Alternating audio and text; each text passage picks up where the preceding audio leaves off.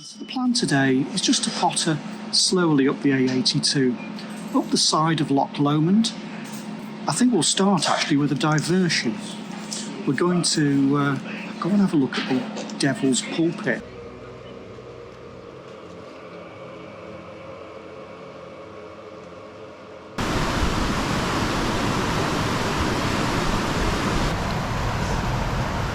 I'm rock climbing now.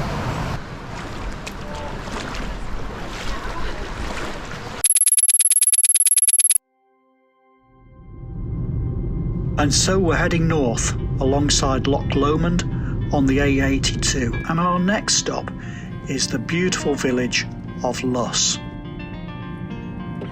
Welcome to Luss. This is a really popular tourist spot, so I'd avoid it at weekends in high season. I parked here on the left hand side on this bridge. There is parking in the village at a cost. Start by heading down the road past the main car park and then take a right down the main street into the village. And so this is the model village of Luss, built in the early 19th century to house workers at the local slate quarry, which was prized for its quality. You can see the slate if you look up at the roofs of the houses. It's been described as the most beautiful village in Scotland, and it really is very pretty. You may recognise it if you're as old as me from the 1980s series Take the High Road. If you're not old enough to remember that, just try and picture a cross between Emmerdale, The Archers and Balamory. At the bottom of the main street we reach Loch Lomond, the largest freshwater lake in Britain. It's pretty spectacular and worth a visit at all times of year. When I used to live in Glasgow many years ago, I'd often come up at the weekend, and it always amazed me how it was always different here. Very special place. It's 24 miles long and at its deepest over 600 foot deep up at Tarbet, but down here in the south it's pretty shallow.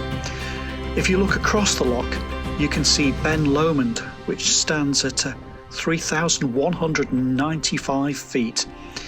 And also if you look really closely you can see the West Highland Way, which runs along the shore on the far side.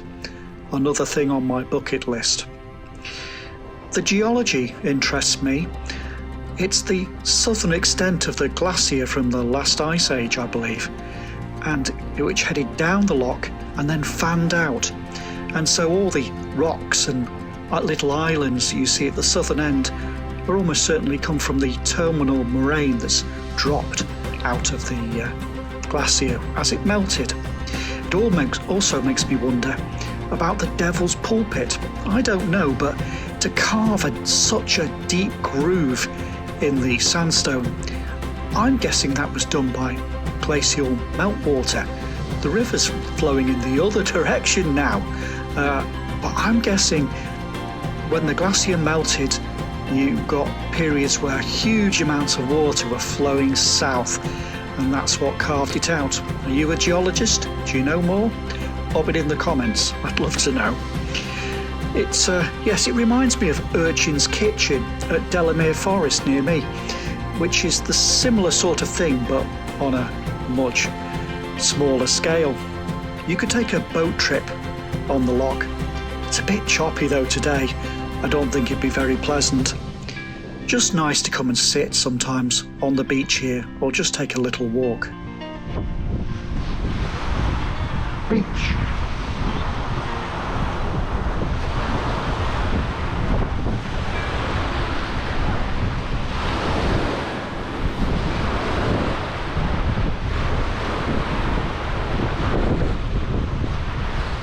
Take your time and soak in the view, and then head back up the street we came down, and then turn left for the church.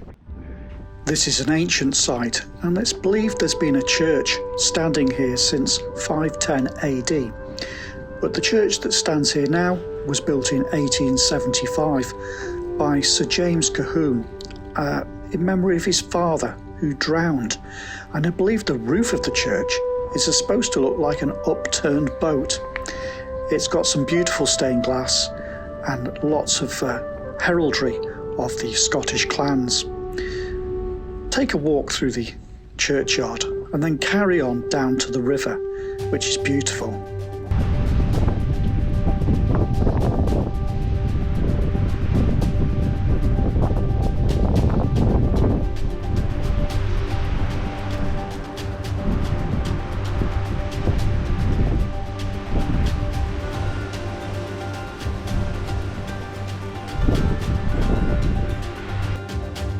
From here we follow along this side of the river. There is a bridge, but it was closed. I believe there's a path on the far side which does an extra loop. It's not a long walk today. This is just about, perhaps 1 mile long. Just enough time to stretch your legs as you break your journey north. The path alongside the river eventually brings us back to the bridge where we parked.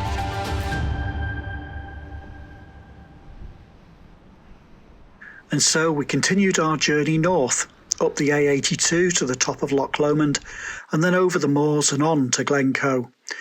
The weather closed in and it started raining, but we still saw some spectacular views. And then we headed up to Loch Lomond, where we spent the night.